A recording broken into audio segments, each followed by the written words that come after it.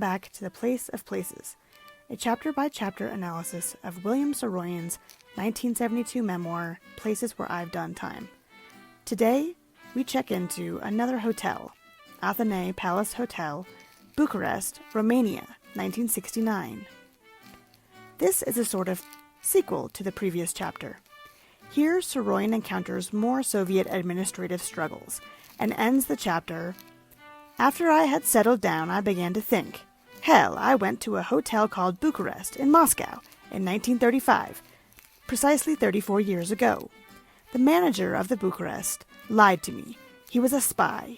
He didn't mail my story to New York. He stole it. And now he's dead. The records are all shot. Perhaps the story is lost forever, or even destroyed. Well, forget it. Forget it. Plenty more where that came from." But it's not so at all. Moscow in Tears is the only one of its kind. And this is a punchline of the chapter. It's unclear how Saroyan wrote Places Where I've Done Time, if he wrote each chapter chronologically, or edited them all together later, or maybe a bit of both. In this case, it certainly seems like one place reminded him directly of another place, and in this way we feel like we are in a casual conversation reminiscing with him. But there are other pieces of this chapter that are of interest in a larger contextual picture. He tells us that in 1969 he decided to travel from his home in Paris to Vienna, then sail the Danube to Odessa. He had visited Odessa in 1960 and enjoyed it, including the Jewish cemetery and synagogue. The barn-like synagogue that he describes is the Brodsky Synagogue, built in 1863. Banned from living in St. Petersburg, Moscow, or Kiev, many Ashkenazi Jews ended up in Odessa, where they constituted over one-third of the city's population at the turn of the 20th century. These were the streets of writer Isaac Babel. He wants to walk the neighborhoods and streets which he imagined Isaac Babel would have noticed as a child. Babel published Odessa Tales in 1931, a collection of short stories about gangsters in his hometown. He also wrote plays and was endorsed by Gorky. Babel was fluent in French, Russian, Ukrainian, Hebrew, and Yiddish. His early works were written in French and inspired by Guy de Maupassant. You can see a trend of similarities arising between him and Saroyan. In 1940, he was murdered by the Stalinist regime, and his literary legacy blotted from existence in the Soviet Union until Stalin died and Babel was posthumously exonerated in the 1950s.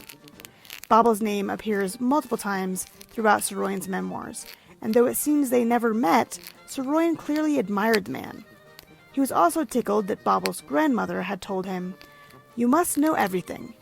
And in obituaries, Saroyan wondered if it was his paternal or maternal grandmother, probably thinking of his own grandmother, Lucine, who could have made a similar demand. Saroyan wrote in I Used to Believe I Had Forever, Now I'm Not So Sure, "A lot of great men in Russia were driven to the wall, or stood up against it by the tensions, suspicions, fears, and poor mental health of the highest members of the Soviet government during its first 3 decades.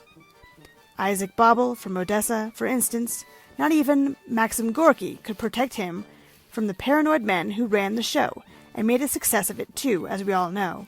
What we don't know, and perhaps can never be sure of, is that any other government might have made an even greater success of Russia and its people, at no cost at all in humanity, honor, truth, integrity, dignity, and the lives of its geniuses." In many ways, Saroyan was drawn to Russia even though he was disgusted by its government. For 50 years, he would occasionally find himself somewhere in the Soviet Union. And like any empire, citizens were mostly allowed to travel within the land, and this meant many Armenians lived throughout the member states of the Soviet Union. This was interesting to Saroyan as well. In Here Comes, There Goes, You Know Who, he wrote, "In Moscow, I was at the home of a composer of music who sat at the piano and played a little piece he had just put together out of an old song of the Armenians. It was a good thing to hear, a mixture of sorrow and anger, and a push in the direction I love. I listened to the piano and thought about the Armenians in relation first to the Russians, because Moscow is in Russia, and then in relation to the Americans, because I started in America. After I had considered the Armenians in relation to the Russians and the Americans, I began to consider them in relation to the English, in memory of Shakespeare, most likely, and then in relation to the French, because for more than a year I had been living in Paris, and had only lately gone up to Le Havre and taken a ship which had carried me to Leningrad. And then I considered the Armenians in relation to the Italians, the Germans, the Spanish, the Chinese, and the Japanese. I can't imagine why I didn't consider them in relation to the Jews and the Greeks. Perhaps it was because I think the Jews and the Greeks are almost as difficult to understand as the Armenians. But the following day I began to consider them in relation to the Jews and the Greeks too. Without being very explicit about it, Saroyan thought about empires throughout his career and how they interacted with the cultures absorbed into them. And perhaps America and the Soviet Union were two sides of the same coin in that regard. Saroyan did admire Odessa and had intended to go there in 1969. He wanted to go to the opera and think about the great number of concert musicians born and brought up in Odessa, but apparently not one composer. He was impressed with cultures that celebrated beauty and art, even if they suffered in every other way. However, there was trouble with his passport, according to the Russian consul in Paris. Furious, he demanded satisfaction, received it, and then cancelled his trip entirely out of disgust for the incompetent bureaucracies of countries. He had planned to go to Yerevan from Odessa, but explains, "I just didn't like the idea of not being able to get a visa in a routine way. I didn't like the production that was made of granting it." He made a new plan to go down the Danube anyway, but hit other spots. On a Russian ship, he arranged to take a tour that would allow him short visits to Bratislava, Budapest, Belgrade, Ruse, and Giurgiu, Romania, at which point he would take a bus 50 miles north to Bucharest. These towns were technically not Soviet, but were part of the Eastern Bloc of communist countries closely allied with the Soviet Union. Saroyan had an affection for Eastern European and Russian writers, feeling they had a strong understanding of humankind. In Days of Life and Death and Escape to the Moon, he wrote, "Take them by geography and nation, Russia and Gogol, Pushkin, Dostoevsky, Tolstoy, Turgenev, Chekhov, Gorky, and hundreds of others. One can almost see, smell, and hear them as they arrive at appropriate places to meet one another, to light their nervous cigarettes, to speak, and then to go away, each to his lonely room and desk, to the paper and pen, and to the work that must be done. It is absolutely breathtaking in its beauty. An almost barbaric people struggling with a whole new idea of the soul, and in the midst of their most heroic struggling is heard the sound of their incredible laughter. There's a long joke in all of the greatest writing of the Russians, and then, very oddly, it is found in their lesser writing too. Seeing that the joke is central to the human experience may be partly the reason for the never-failing appeal of Russian writing, even in translation, which is the only form it has ever come to me in. Little father this, and little father that, but after the revolution there was no more of the little father stuff. Instead, there was a long look at the liberated little man himself. The writing class enlarged enormously, moving from the aristocracy to the proletariat, but still the humor, the comedy, the big joke continued to show its color, flash, and face, until suddenly the government said, 'Stop!' To the great comic writer Mikhail Zoshenka, for instance, and to the great serious writer Isaac Babel, and to hundreds of others whose names are unknown to us." Saroyan doesn't tell us exactly why he wanted to visit Bucharest, but he had read in a travel brochure that the Athenee was the best hotel in town, and he liked to travel. The Athenee Palace was built in 1914, and was a known den of spies from both East and West during World War II and the Cold War. The Romanian communist government nationalized the hotel in 1948, and famously bugged every room, while every employee and prostitute was an informer. Again, an interesting place for Saroyan to embed himself. At first, he was denied a room because the hotel was full, apparently of international delegates for various conventions.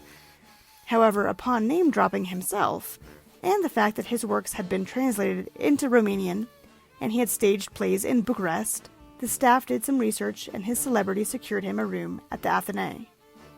Did his American citizenship influence them? Were they interested in surveilling him once they knew he could be of interest? These are the implications that garnered him an FBI report spanning 100 pages from 1956 to 1970. An editor's note, Forever Saroyan has attempted to acquire this FBI report under the Freedom of Information Act from the National Archives where it resides. The wait time to access it was 39 months as of August 2020, and now there is no estimated time of arrival. Saroyan tried to see the common ground among us all, though, and maybe he was naive about the hotel surveillance, and maybe he felt just fine about it, feeling he had nothing to hide or be ashamed of that would matter to those bureaucrats. And I used to believe I had forever, he writes. I'm not a member of PEN, or of any other official literary group or order, but I do feel a personal responsibility to readers and writers all over the world. There is scarcely a country in which somebody has not read in his own language something I wrote in English, which somebody translated. I do permit myself to notice that nothing I have ever written has been destructive, hateful, anti-people, anti-life, or anti-God, anybody's God. And so, thinking of readers of my stuff in faraway places, and among some of the smaller tribes of the human family, I feel that I am a friend, and I am pleased and proud whenever I read that I am taken for one. PEN refers to the non-governmental organization of poets, essayists, novelists that promotes friendship and intellectual cooperation around the world. As an addendum to the previous chapter and taking place 34 years later, this chapter is a testament to Saroyan's lifelong ethos, the one that Mark Twain popularized with his quote from the book Roughing It. Quote, "Travel is fatal to prejudice, bigotry, and narrow-mindedness, and many of our people need it sorely on these accounts. Broad, wholesome, charitable views of men and things cannot be acquired by vegetating in one little corner of the earth all one's lifetime." End quote. And of course, this chapter is also about Saroyan's ability to hold a serious grudge. He really did regret losing Moscow in Tears, his short story written in 1935. And by 1969, he had seen enough bad times in life that recalling his salad days and the impressive product his mind was creating would have been a release for him.